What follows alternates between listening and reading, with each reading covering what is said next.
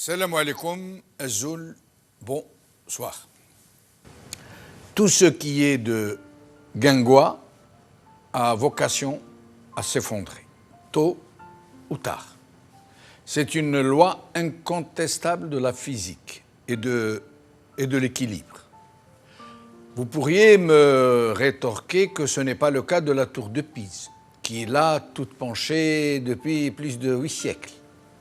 En fait, et ce sont des architectes qui nous l'affirment, si rien n'est entrepris pour corriger l'inclinaison de cette tour, elle volera en éclats dans moins de 175 ans, puisque chaque seconde, l'inéluctable fait son œuvre. Ce n'est donc qu'une question de temps. Et il en est du système politique algérien, comme il en est de tout ce qui a été construit de travers. Il ne fait pas de doute, pas une possibilité sur des milliards, que la chute de ce régime est inévitable, immanquable, et plutôt qu'on croit, puisque ce régime est enfin de ressources, réellement, et au sens propre, enfin de ressources. Il ne reposait que sur la rente, celle qu'il puise dans les ressources hydrocarbures, et celles-ci, qui ne sont pas loin de ne plus suffire, serait-ce pour le seul marché intérieur, ont subi une chute des prix qui les rend très insuffisantes pour la politique de ce système qui, en plus de faire tourner tout le pays avec cette seule monoressource, s'en servait aussi et surtout pour entretenir des équilibres mafieux, arroser les cercles qui le soutiennent, acheter la paix sociale par le biais du soutien des prix de première consommation, par le biais d'une corruption de masse particulièrement prégnante et entretenir toute une logistique de répression et de flicage particulièrement budgétivore. Ce système n'a donc plus les moyens de son fonctionnement et il ne pourra donc plus fonctionner à très court terme. La question ne consiste donc pas et ne consiste donc plus à savoir s'il va tomber ou non, puisque cela ne fait aucun doute. Et puisqu'il n'y a aucune possibilité, endogène ou exogène soit-elle, qui puisse changer les données.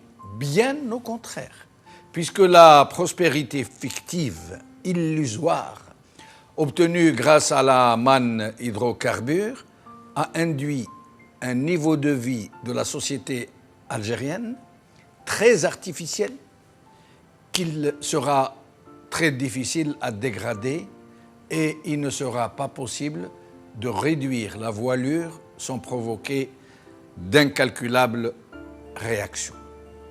La question est ailleurs et autrement plus lancinante.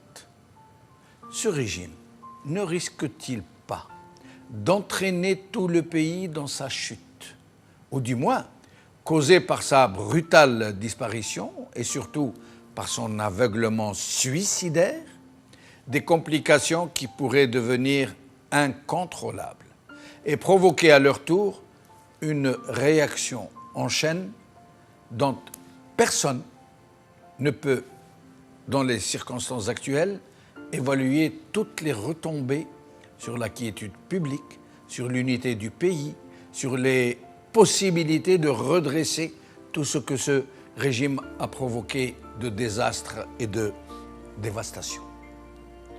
C'est cela qu'il va devoir envisager très sérieusement, très vite et de façon très consensuelle.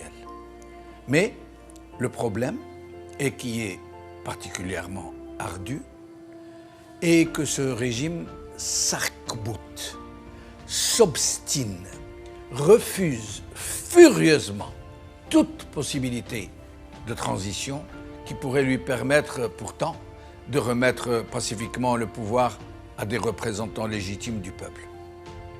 Les raisons de ce suicidaire jusqu'au boutisme sont trop complexes et trop nombreuses pour être étayées là, aujourd'hui. Nous le ferons lors d'une prochaine émission si nous le pouvons, mais il ne fait pas de doute qu'une partie importante de l'oligarchie militaire elle-même, le véritable nœud gordien du pouvoir, ne demanderait pas mieux que de poser les jalons d'une transition douce et étalée dans le temps pour lui permettre de négocier les conditions de son propre retrait de la vie politique. C'est là une vraie tendance au sein du système, mais les équilibres ne sont malheureusement pas en faveur de cette partie conciliatrice du commandement militaire. Les faucons, des généraux irréductibles, alliés à des forces redoutables, qui disposent de la réalité du pouvoir, qui sont elles-mêmes connectées à des visions internationales inconciliables avec une Algérie réellement démocratique, réellement fondée sur des règles économiques de création de richesses, sont pour le moment un obstacle insurmontable à une véritable transition. À plus forte raison, malheureusement, que le Hirak n'est pas encore parvenu à sa phase de structuration et de consensus national pour une feuille de route qui serait en mesure de définir les différentes étapes d'une transition démocratique et les conditions de son applicabilité. Ce n'est pas le cas. Nous en sommes encore loin. Et c'est précisément cela qui permet à ce système, pourtant médiocrate, pourtant mafiocrate, de pouvoir ainsi continuer à s'imposer alors que tous les signaux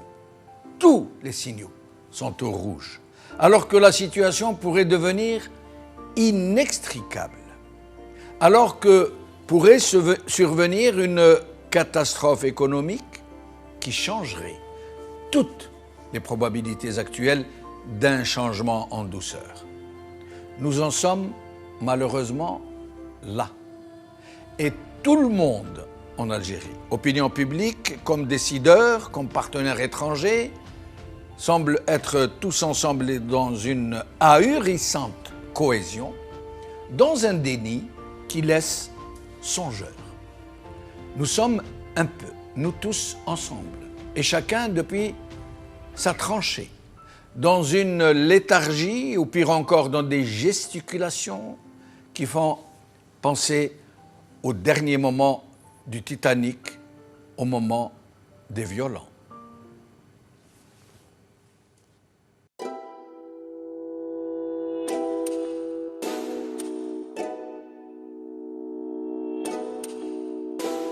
يما كتري من داوي ولادك راهم خارجين يمشيوا على الحرية يما ولادك متحضرين طالبين ديمقراطية هاك الورد زيد الياسمين في مسيرة سلمية عالتغيير معولين اليوم الشعبي ليبري ليبري الجيري ليبري ليبري ليبري الجيري اليوم الشعبي